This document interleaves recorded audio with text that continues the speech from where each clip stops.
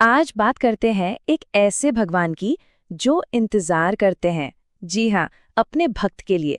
चलिए आज पांडुरंग विट्ठल की इसी अनोखी कहानी को थोड़ा और करीब से जानते हैं। सोचने वाली बात है ना, कि भला कोई भगवान एक भक्त का इंतजार क्यों करेगा।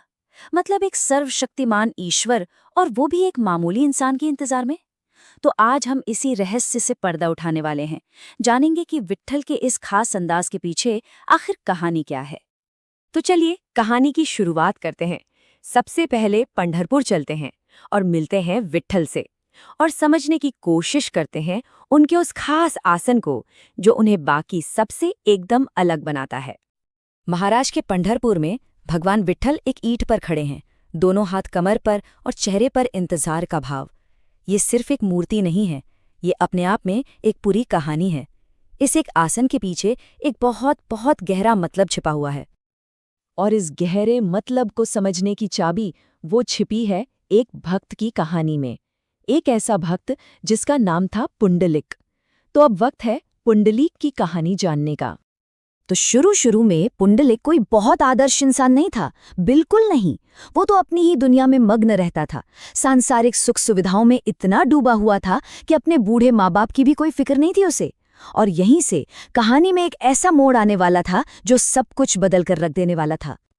लेकिन कहते हैं ना, जिंदगी कब बदल जाए कोई नहीं जानता। पुंडलिक की जिंदगी में भी एक बड़ा मोड़ आया।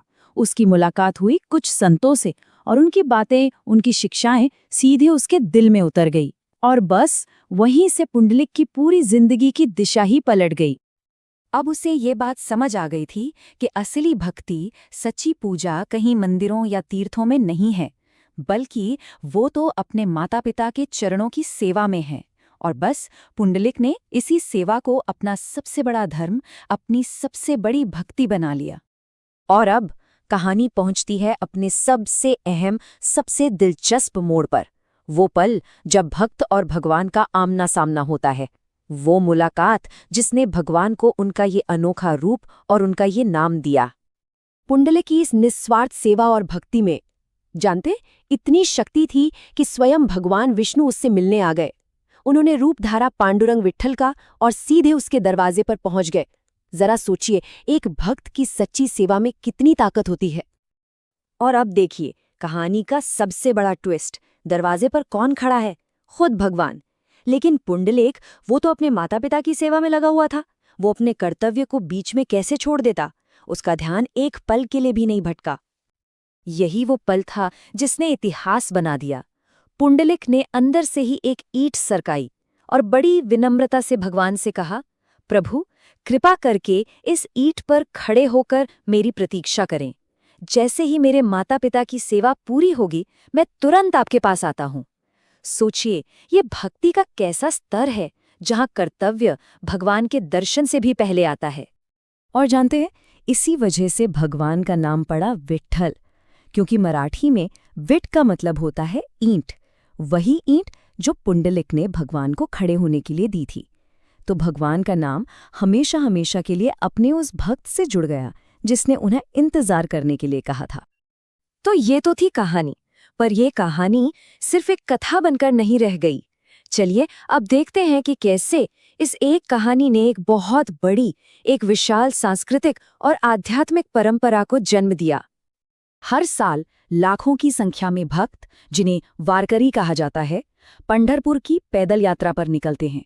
और ये कोई मामूली यात्रा नहीं होती, ये तो भक्ति का एक चलता फिरता उमड़ता हुआ समंदर होता है।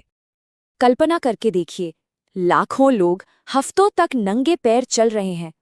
ये सिर्फ एक फिजिकल जर्नी नहीं है, ये एक गहरा आध्यात्मिक अनुभव है।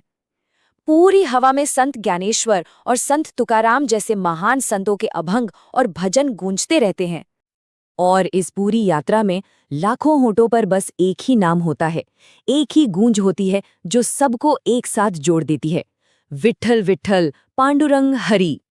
तो आखिर इस पूरी कहानी का, इस महान वारी परंपरा का सार क्या है? वो कौन सा अमर संदेश है जो हमें इससे मिलता है? इसका सार कुछ बहुत सीधी और गहरी बातों में छिपा है। पहली बात कि सच्ची पूजा कोई कर्मकांड नहीं, बल्कि निस्वार्थ भाव से की गई सेवा है। दूसरी कि भगवान भी सच्चे भक्त का इंतजार करते हैं। तीसरी, सादगी और विनम्रता। भक्ति के रास्ते पर यही सबसे बड़ी दौलत है। और सबसे जरूरी बात कि ईश्वर मंदिरों में नहीं, भक्त के सच्चे दिल में बसते हैं। तो आखिर में ये कहानी हमें एक बहुत बड़े सवाल के साथ छोड़ जाती है। अगर सेवा ही सच्ची पूजा है तो फिर हमारा मंदिर कहाँ है? हमें अपनी जिंदगी में अपना पंढरपुर कहाँ ढूंढना है? वो कौन है जिसकी सेवा ही हमारे लिए सबसे बड़ी भक्ति बन सकती है?